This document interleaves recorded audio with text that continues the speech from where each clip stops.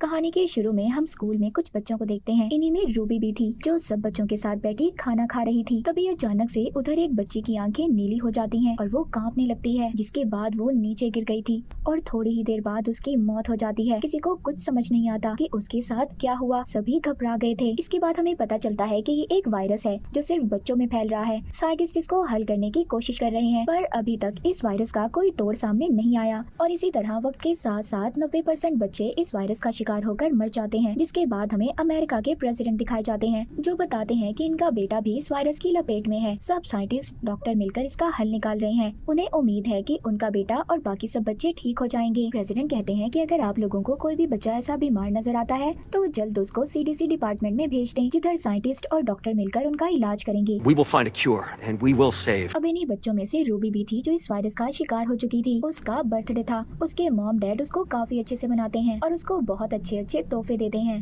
पर साथ ही वो अपनी बेटी की वजह से बहुत ज्यादा परेशान भी थे कि कहीं इस बीमारी की वजह से रूबी को कुछ हो न जाए। अब रात को सबके सोने के बाद रूबी अपनी मॉम के पास आकर बैठ जाती है और उनका हाथ पकड़ लेती है, पर अचानक से उसकी आंखों का रंग ऑरेंज हो जाता है और वो घबरा कर वहाँ से चली जाती है। अब सुबह को जब रूबी अपनी मॉम के पास जाती है तो हैरान कर देने वाली बात ये थी कि उसकी मॉम उसको पहचान ही नहीं पाती। वो अपना रात का तोहफा भी दिखाती है, कहती है ये आपने मुझे दिया था, मैं आप ही की बेटी हूँ। पर उसकी मॉम को उसकी किसी बात पर यकीन नहीं था। उन्हें लग रहा था कि ये कोई बीमार बच्ची है जो पुलिस से बचकर भाग रही है, इसीलिए वो उसको सीडीसी की टीम के हवाले कर देती है। उनकी टीम आकर रूबी को ले जाती है, जहाँ बस में उसके साथ और भी बच्चे थे जो उसकी तरह ही बीमार थे। अब इनको बेस में ले जाया जाता है और लाइन बनाकर इनको अंदर भेजा जाता है, लेकिन तभी उधर एक लड़का गार्ड से बदतमीजी कर रहा था, जिस बात पर गार्ड उसको बहुत मारते हैं। ये देखकर रूबी बहुत ज्यादा डर जाती है। फिर अब इन सब बच्चों को चेकअप के लिए डॉक्टर के पास भेजा जाता है। जब रूबी की बारी आती है, डॉक्टर इसको बताते हैं कि ये बीमारी म्यूटेशन की वजह से आई है, जहाँ पर इंसान की जीन्स में तब्दीली की वजह से, जो इंसान को कुछ और ही बना देती हैं, और इससे सब बच्चों में खास किस्म की पावर्स ताकतें आ रही हैं। पर ये सब में एक जैसी नहीं है, हर बच्चा अलग पावर रखता है और इसीलिए हमने कलर्स, सब रंगों के नाम पर उनको नाम दिया है। सबसे पहले आते हैं ग्रीन, सब्ज, जो सबसे ज्यादा ज़हीन होते हैं। फिर ब्लू, नीले, जिनके पास किसी भी चीज को उठाने की ताकत हो। फिर आते हैं गोल्डन, जो बिजली को कंट्रोल कर सकते हैं। मगर ये सभी महफूज रंग हैं, पर इन सब में जो सबसे ज्यादा खतरनाक रंग है वो रेड और ऑरेंज है, लेकिन ये बहुत कम पाए जाते हैं। अब डॉक्टर रूबी का टेस्ट शुरू करते हैं। इनको पता चलता है कि रूबी भी ऑरेंज है और अब इसीलिए डॉक्टर एक इंजेक्शन लेकर उसे मारने आने वाले थे। तभी रूबी वहाँ से भागने लगती है, लेकिन डॉक्टर ने उसे पकड़ लिया था। पर रूबी डॉक्टर की आंखों में देखकर उनके दिमाग में ये फिट कर देती है कि रूबी ग्रीन है और डॉक्टर अब उसको ग्रीन क्लियर कर देता है। यानी कि रूबी के पास ये पावर थी कि वो किसी के भी दिमाग को अपने कंट्रोल में करके उसे अपने मुताबिक चला सकती थी, यानी जैसा वो चाहती थी वैसा हो सकता था। फिर इसके बाद सब बच्चों को ग्रीन, गोल्डन और ब्लू कपड़े पहना दिए जाते हैं। इनमें कोई भी रेड और ऑरेंज नहीं था,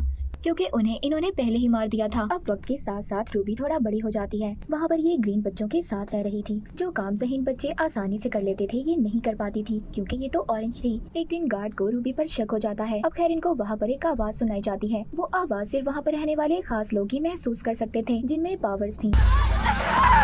रूबी भी वो आवाज सुनती है, उसे बर्दाश्त नहीं होती और वो बेहोश हो जाती है। इसको मेडिकल रूम में ले जाया जाता है, जहाँ पर एक डॉक्टर थी जो इसका चेकअप कर रही थी। तभी उधर गार्ड आता है जो कहता है कि मिलने का टाइम खत्म हो गया है। अब वो डॉक्टर एक कागज पर कुछ लिखकर उधर से चली जाती है। रूबी जब उसको पढ़ती है तो उसमें लिखा था कि इनको पता चल गया है कि तुम ऑरेंज हो, इसीलिए अगर तुम अपनी जान बचाना चाहती हो तो दूसरे कमरे में आ जाओ, जहाँ मैं तुम्हारा इंतजार कर रही हूँ। अब रूबी ऐसा ही करती है। वो डॉक्टर के पास जाती है। डॉक्टर उसको किसी तरह छुपा कर अपनी गाड़ी तक ले आई थी। तभी जाते हुए एक गार्ड उनको रोक लेता है। रूबी उसके दिमाग को कंट्रोल में करके उसे दरवाजा खुलवा देती है। अब डॉक्टर के साथ ये बाहर आ गई थी। रूबी ने बहुत सालों के बाद बाहर की दुनिया देखी थी। डॉक्टर उसको बताती है कि बाहर की दुनिया में अब बच्चे नहीं हैं, इसी वजह से बहुत कम लोग रह गए हैं, कुछ तो ये शहर छोड़कर ही चले गए हैं। रूबी कहती है मैं अपने मॉम डैड से मिलना चाहती हूँ। डॉक्टर कहती है ये तुम्हारे लिए खतरा हो सकता है। वो इसको एक GPS देती है। कहती है जब भी तुम कभी किसी मुसीबत में हो तो इसको दबाना, हमें पता चल जाएगा कि तुम कहाँ पर हो। वो ये भी कहती है मैं तुम्हें एक कैंप में ले जा रही हूँ, जिधर और भी तुम्हारे जैसे बच्चे हैं जिनको हमने बचाया है। अब डॉक्टर गाड़ी को रोककर अपने साथी से मिलती है। रूबी भी जब उससे हाथ मिलाती है तो वो डर जाती है, क्योंकि उस आदमी की यादों में ये देखती है कि बच्चे उससे डरकर भाग रहे हैं। अब खैर रूबी अंदर कपड़े बदलने जाती है तो उधर इसको एक बच्ची मिलती है जो गोल्डन थी। वो इसे देखकर डर जाती है और इस पर अपनी पावर का इस्तेमाल कर बिजली से हमला कर देती है और भाग जाती है। रूबी उस बच्ची का पीछा करती है और गाड़ी में जाकर दरवाजा बंद कर लेती है। रूबी उसे कहती है कि मुझे मदद की जरूरत है। ये सुनकर वो गाड़ी का दरवाजा खोलती है और उसे अंदर बुलाकर छुपा देती है। उधर गाड़ी में 2 और लोग भी थे, जिनमें से एक का नाम लिएम और दूसरा उसका दोस्त था। वो उनको कहती है, मैं ग्रीन हूँ, कुछ लोग मेरा पीछा कर रहे हैं। ये सुनकर वो उसकी मदद के लिए तैयार हो जाते हैं। तभी एक टीम उनका पीछा करती है।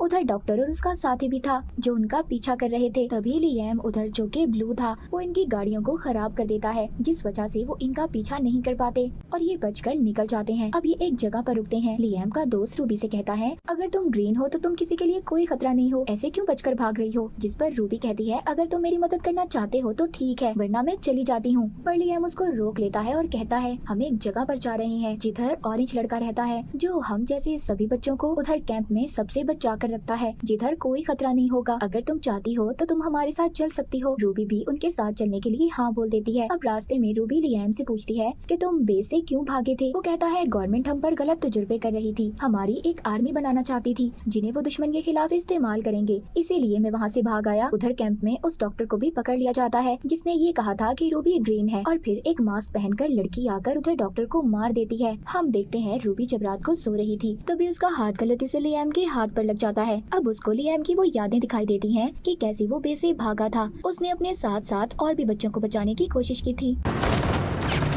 पर नहीं बचा पाया। जिसके बाद गोल्डन बच्ची रूबी को अपना एक ड्रेस देती है जिसे पहनकर वो बहुत ज्यादा अच्छी लग रही थी। लिएम भी उसकी तारीफ करता है। तभी उधर 2 आदमी इनको बुरी तरह घूरने लगते हैं। रूबी इनके दिमाग को अपने काबू में कर लेती है और फिर जिसके बाद ये लोग अपनी वैन में बैठकर चले जाते हैं जिधर प्रेसिडेंट के बेटे की रिकॉर्डिंग चल रही थी। वो कहता है, अगर मैं ठीक हो सकता हूँ तो तुम क्यों नहीं। जिसके बाद ये एक मॉल से बहुत सारी शॉपिंग भी करते हैं क्योंकि वहाँ पर कोई भी नहीं था। पर तभी वहाँ पर कुछ बच्चे इन पर हमला कर देते हैं। गोल्डन बच्ची भी अपनी बिजली जैसी पावर का इस्तेमाल करती है और उन्हें रोक लेती है।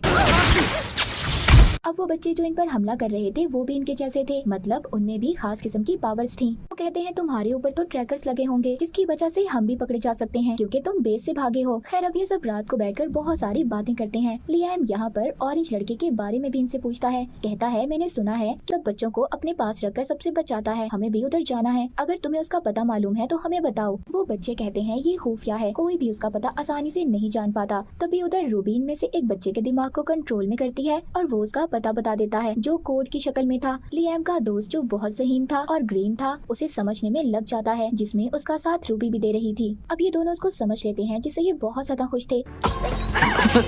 रूबी उस जगह पर थी जिधर इसके मॉम डैड रहते थे। ये उनसे मिलने के लिए बेताब थी। अब ये फैसला करती है कि वो अपने मॉम डैड से मिलने जाएगी। अब ये रूबी को उसके मॉम डैड के पास छोड़ देते हैं, पर जब ये उनके पास जाती है तो उनसे नहीं मिलती क्योंकि इसे ऐसा लग रहा था कि वो इसे नहीं पहचानेंगे और इस बात पर इसे बहुत दुख होगा। इसीलिए ये अपने मॉम डैड से नहीं मिलती और बहुत रोती है। रास्ते में अब इसको लिएम मिलता है। ये लिएम के साथ अब वापस वैन में जाकर बैठने वाली थी। तभी उधर एक लड़की आती है। ये वही थी जिसने बेस में डॉक्टर को भी मारा था। ये इनको यहाँ पर पकड़ने आई थी। तभी रूबी इसे अपने कंट्रोल में कर लेती है। कहती है, तुम सीधा उस जंगल में चलती जाओ और तुमने रुकना नहीं है, चाहे तुम्हें भूख प्यास जो भी लगे। ये सब देखकर इसके दोस्त हैरान हो जाते हैं कि ये सब कैसे कर पा रही थी। इनको पता चल गया था कि रूबी ऑरेंज है। जिसके बाद ये अपने तीनों दोस्तों को वैन में बैठने का कहती है। रूबी यहाँ पर सबसे पूछती है कि तुम्हें डर नहीं लग रहा मुझसे, मैं ऑरेंज हूँ। लिएम कहता है, नहीं, इसमें डरने की क्या बात है। वो कहती है, मैं अपनी ताकतों को कंट्रोल नहीं कर पाती और मैं जिसको भी छू लेती हूँ उसे अपने कंट्रोल में कर सकती हूँ, और अगर मैं ये किसी पर अचानक करूँ तो उसकी मौत भी हो सकती है। अब इसके बाद ये लोग आगे बढ़ते हैं। तभी कुछ बच्चे इन पर हमला कर देते हैं जिन्होंने फौजी जैसे कपड़े पहने हुए थे। पर तभी उनमें से एक बच्चा लिएम को पहचान लेता है। लिएम कहता है, बस हम यहाँ पर रहना चाहते हैं, हमें किसी चीज से कोई खतरा ना हो। ये लोग मान जाते हैं। इनको अपने साथ ले आए थे। फिर इनको ऑरेंज लड़के के पास ले जाया जाता है जो कोई और नहीं बल्कि प्रेसिडेंट का बेटा था। वो रूबी और उसके दोस्तों को देखकर बहुत खुश होता है। अब ये यहाँ पर सबको सच्चाई बताता है। प्रेसिडेंट यानी मेरे डैड ने सबसे झूठ बोला कि मैं ठीक हो गया। सब मुझ पर नए नए तजुर्बे कर रहे थे। जब कोई भी ठीक नहीं हुआ तो इन्होंने एक कैंप बनाकर वहाँ पर बच्चों को उधर रखने लगे। वो रूबी से कहता है, तुम फिक्र नहीं करो, मैं तुम्हें तुम्हारी पावर्स का इस्तेमाल बताऊंगा, सिखाऊंगा मैं तुम्हें। अब आहिस्ता आहिस्ता रूबी भी सब सीख रही थी। एक दिन ये बहुत उदास थी। ऑरेंज लड़का प्रेसिडेंट का बेटा रूबी के पास आता है। कहता है, एक ऑरेंज ही दूसरे ऑरेंज के दर्द को समझ सकता है। फिर ये उसका हाथ पकड़ता है, पर तभी ऐसा करते हुए लिएम भी उसे देख लेता है, जिस पर इसे बहुत गुस्सा आता है। अब ऑरेंज लड़का रूबी की 6 साल पुरानी जिंदगी में देखता है। यहाँ पर हमें पता चलता है कि उस रात रूबी के साथ क्या हुआ था, उसके मॉम डैड उसे कैसे भूल गए। रूबी जब अपनी बर्थडे वाले दिन अपने मॉम डैड के पास गई थी तो इसने अपनी मॉम के हाथ को छूकर उनकी सारी यादों को मिटा दिया, और यही वजह थी कि उसके मॉम डैड उसे भूल गए थे। Here, come with me.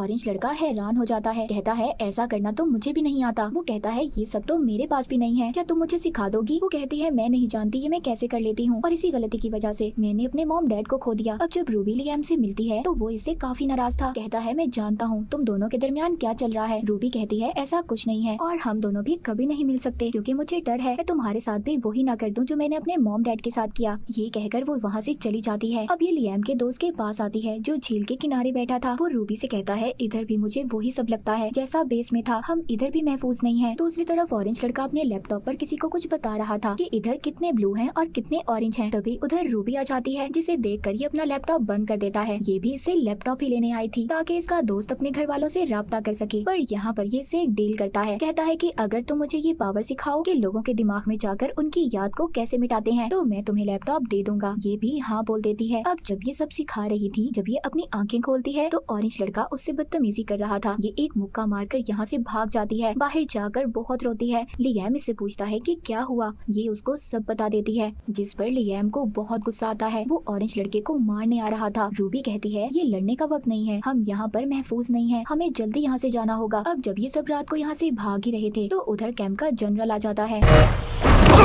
अब ऑरेंज लड़का भी उधर आ गया था। यहाँ पर इन्हें पता चलता है कि ऑरेंज लड़का जो प्रेसिडेंट का बेटा था वो भी बेस के लोगों के साथ मिला हुआ था जो बच्चों की आर्मी बनाना चाहते थे। ये लियाम को अपने कंट्रोल में कर उसे बहुत मारता है, पर तभी रूबी उस जनरल को कंट्रोल में करके उसे मार देती है। गोल्डन लड़की भी अपनी बिजली का इस्तेमाल कर उन पर हमला करती है, जिसके बाद रूबी अपने तीनों दोस्तों को यहाँ से जाने का कहती है और फिर अकेले ही ऑरेंज लड़के का मुकाबला करती है। इसके सभी गार्ड्स को कंट्रोल में करके इन्हें कहती है कि इस पर गन कर लो, पर ये दोबारा उन्हें कंट्रोल में कर उन्हें आपस में ही मरवा देता है। अब रूबी भी उसे कंट्रोल करने की कोशिश करती है, पर मामला उल्टा हो गया था। वो लड़का इसको अपने कंट्रोल में कर लेता है। वो कहता है कि मैं तुम्हारे अंदर से सारी उदास कर देने वाली सोचों को निकाल दूंगा, फिर हम दोनों मिलकर दुनिया में राज करेंगे। पर इससे पहले रूबी उसके कंट्रोल में आते हुए हेलीकॉप्टर के पायलट को कंट्रोल करके ऑरेंज लड़के के ऊपर गिरा देती है। उधर दूसरा हेलीकॉप्टर इस पर बॉम्ब गिराता है, पर लियाम के दोस्त ने इसे बचा लिया था, लेकिन अब वो भी जख्मी हो गया था। रूबी को कुछ समझ नहीं आता इसे क्या करना चाहिए। इसको उस डॉक्टर का दिया हुआ जीपीएस याद आता है जिसने सबसे पहले बेस से निकलने में इसकी मदद की थी। ये उसे दबा देती है। वो डॉक्टर अब अपने साथी के साथ आकर इन्हें बचा लेती है। इनको एक घर में लाया गया था।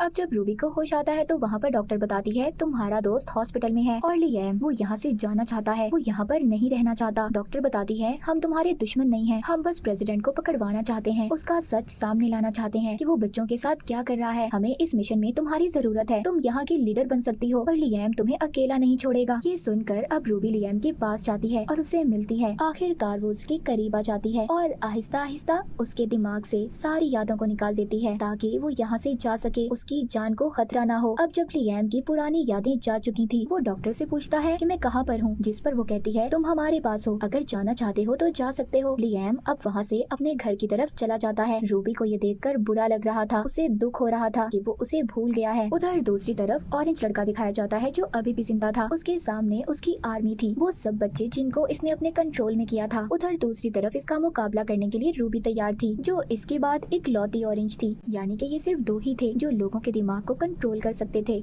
और अब ये दोनों एक दूसरे का मुकाबला करने के लिए तैयार थे। और इसी के साथ ये मूवी यहीं पर खत्म हो जाती है।